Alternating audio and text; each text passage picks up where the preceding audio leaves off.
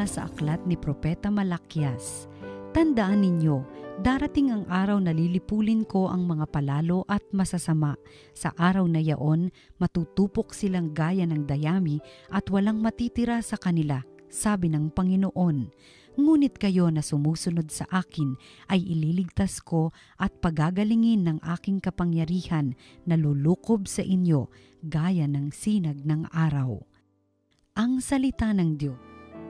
Poong hukom ay darating, taglay katarungan natin. Sa saliw ng mga lira iparinig yaong tugtog, ang Panginooy purihin ng tugtuging maalindog. Tugtugin din ang trumpeta na kasaliw ang tambuli, magbunyi tayo sa harap ng Panginoong siyang hari. Poong hukom ay darating, taglay katarungan natin. Umingay ka karagatan at lahat ng lumalangoy, umawit ang daigdigan at lahat ng naroroon. Umugong sa palakpakan pati yaong kalaliman, umawit ding nagagalak ang lahat ng kabundukan. Poong hukom ay darating, taglay katarungan natin. Sa harap ng Panginoon masaya tayong umawit, pagkat siya'y dumarating maghahari sa daigdig. Poong hukom ay darating, taglay katarungan natin. Panginooy siyang huhukom, tanan sa kanya'y lalapit, taglay niya'y katarungan at paghatol na matuwid. Poong hukom ay darating, taglay katarungan natin. Pagbasa mula sa ikalawang sulat ni Apostol San Pablo sa mga taga-Tesalonika. Mga kapatid, alam naman ninyo na dapat ninyong tularan ng aming ginawa. Hindi kami nahiyang magtrabaho nang kami nariyan pa. Hindi kami tumanggap ng anumang bagay kanino man nang hindi namin binabayaran. Nagpagal kami araw-gabi upang hindi maging pasanin ng sino man sa inyo. Ginawa namin ito hindi dahil sa wala kaming karapatang maghintay ng inyong tulong, kundi upang kayo'y bigyan ng halimbawang dapat sundan. Nang kasama pa ninyo kami, ito ang tagubiling ibinigay namin sa inyo. Huwag ninyong pakanin ang sino mang ayaw gumawa. Binanggit namin ito sapagkat nabalitaan naming may ilan sa inyo na ayaw magtrabaho at walang inaatupag kundi maghimasok sa buhay ng may buhay. Sa pangalan ng Panginoong Hesukristo, mahigpit naming ipinagtatagubilin sa mga taong ito na sila'y maghanap buhay at mamuhay ng maayos. Ang salita ng Diyos. Salamat sa Diyos. Ang mabuting balita ng Panginoon ayon kay San Lucas. Noong panahong iyon, pinag-uusapan ng ilan sa mga tao ang templo, ang kahangahangang mga bato na ginamit dito at ang mga palamuti nito na inihandog ng mga tao. Kaya't sinabi ni Jesus, darating ang panahong lahat ng nakikita ninyong iyan ay iguguho, walang batong ititira sa ibabaw ng kapwa bato. Tinanong nila si Jesus, Guro, kailan po ito mangyayari at ano ang magiging palatandaan na ito'y magaganap na? Sumagot siya, mag-ingat kayo at nang hindi mailigaw ninuman, sapagkat marami ang darating sa aking pangalan na magsasabi, Ako ang Mesiyas, at dumating na ang panahon. Huwag kayong susunod sa kanila, huwag kayong mabagabag kung makabalita kayo ng mga digmaan at mga himagsikan. Dapat mangyari ang mga ito, ngunit hindi darating karakaraka ang wakas. At sinabi pa niya, makikipagdigma ang bansa laban sa kapwa bansa at ang kaharian sa kapwa kaharian.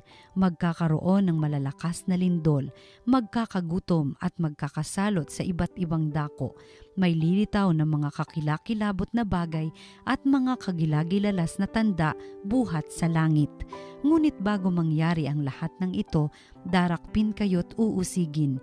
Kayo'y dadalhin sa mga sinagoga upang litisin at ipabilanggo. At dahil sa akin ay ihaharap kayo sa mga hari at mga gobernador. Ito ang pagkakataon ninyo upang magpatotoo tungkol sa akin.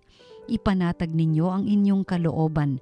Huwag kayong mababalisa tungkol sa pagtatanggol sa inyong sarili, sapagkat bibigyan ko kayo ng katalinuhan at ng pananalitang hindi kayang tutulan o pabulaanan ng sino man sa inyong mga kaaway. Ipagkakanulo kayo ng inyong mga magulang, mga kapatid, mga kamag-anak, at mga kaibigan, at ipapapatay ang ilan sa inyo. Kapopootan kayo ng lahat dahil sa akin. Ngunit hindi mawawala ni isang hibla ng inyong buhok. Sa inyong pagtitiis ay tatamuhin ninyo ang buhay na walang hanggan. Ang mabuting balita ng Panginoon. Pinupuri ka namin, Panginoong Hesukristo. Ngayon po ang second to the last Sunday of the year of the Church. Next Sunday ay huling linggo na ng simbahan at ang kapistahan ng Christ the King. Sa wakas ng panahon, maghahari na si Jesus.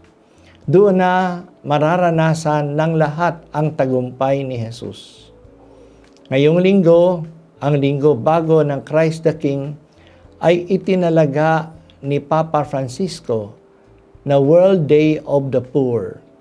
Pinapaalaala sa atin na mapaparangalan natin si Jesus bilang hari natin sa ating pagtulong sa mga mahihirap because Jesus identifies Himself with the poor.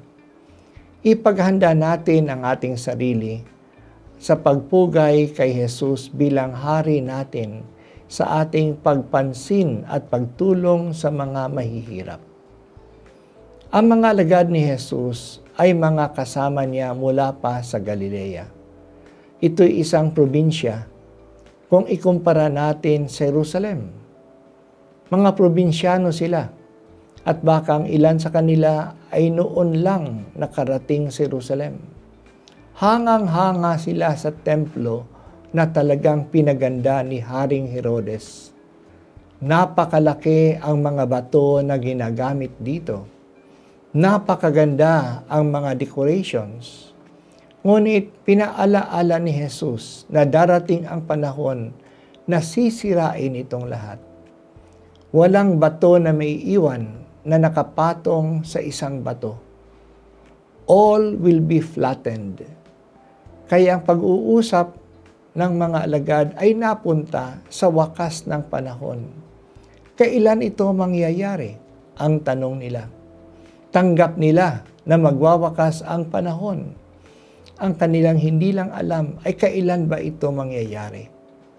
Sabi ni Jesus na walang nakakaalam kung kailan mangyayari ang wakas.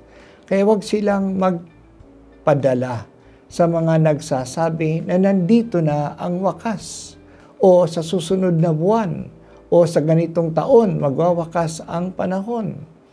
Huwag silang maniwala sa mga nagsasabi na nandito na ang Mesiyas na magdadala ng wakas ng panahon.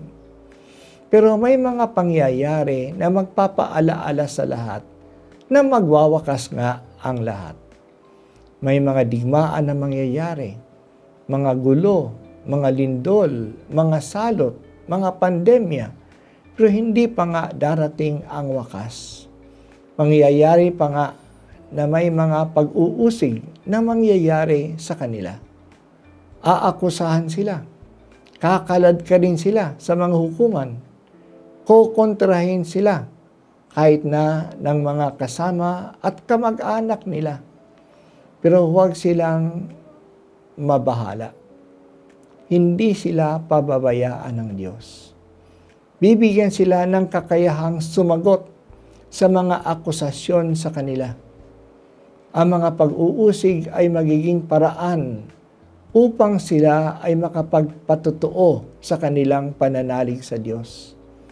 Sa pagtitiis nila, matatamo nila ang buhay na walang hanggan. Masyadong sineryoso ng mga alagad sa Thessalonica ang pagdating muli ng Panginoon at ang pagwawakas ng mundo na marami sa kanila ay hindi na nagtatrabaho. Bakit pa magtanim? Hindi naman nila maaani ang tinanim nila kasi darating na nga ang wakas. Bakit pa magtrabaho? Magugunaw naman ang mundo sa lalong madaling panahon. Kaya tuloy, dahil sa wala na silang ginagawa, marami sa kanila ay nangingialam na lang sa buhay ng iba. Naging tamad na sila at nagdidepende na lang sa iba. Kaya tuloy sinulat ni San Pablo, huwag ninyong pakainin ang sino mang ayaw magtrabaho. Oo, darating ang wakas, pero hindi naman natin alam kung kailan ito. Kaya habang nag-aantay tayo sa wakas, gampanan natin ang ating pang-araw-araw na gawain. Magsikap tayo. At kung darating ang kahirapan o pag-uusig, magtiyaga tayo at magtiis. May gantimpalang darating. Pero sana, madatnan tayo ng wakas na gumagawa at nagsisikap na magpakabuti. Kaya totoo, magwawakas ang lahat. Totoo, inaabangan natin ang wakas. At hindi natin alam kung kailan ito darating. Pero habang tayo'y umaabang sa wakas ng panahon, hindi naman tayo nagpapabaya sa ating mga responsibilidad ngayon. Totoo, sisirain ang lahat pagdating ng Panginoon. Pero habang nandito tayo, sinasikap nating makiisa sa ikabubuti ng lahat. Kaya pinapaganda natin ang ating mga lungsod. Kaya binabantayan natin ang ating kapaligiran. Masisira ang mga ito. Pero habang nandito tayo, pananagutan natin na pangalagaan ang sanlibutan, pangalagaan ang kalinisan, pangalagaan ang ating buhay, at ganon din ang ating mga pamilya. Gawin ng maayos ang ating hanap buhay. Yan po dapat ang attitude natin. Pero hindi tayo naniniwala na hindi magwawakas ang panahon. Magwawakas nga siya. Pero nagsisikap tayo bilang paghahanda sa pagtanggap sa Panginoon na magpakabuti, magtulungan, at ayusin ang ating buhay ngayon. Lalong-lalo na sa ating pagtulong sa mga mahihirap, sa mga walang kaya. Dito natin pinapakita na talagang tunay na handa tayong tanggapin ang Panginoon sa Kanyang pagdating, sa pagtanggap natin ngayon sa mga mahihirap na siyang naglalarawan sa Panginoon sa ating piling ngayon.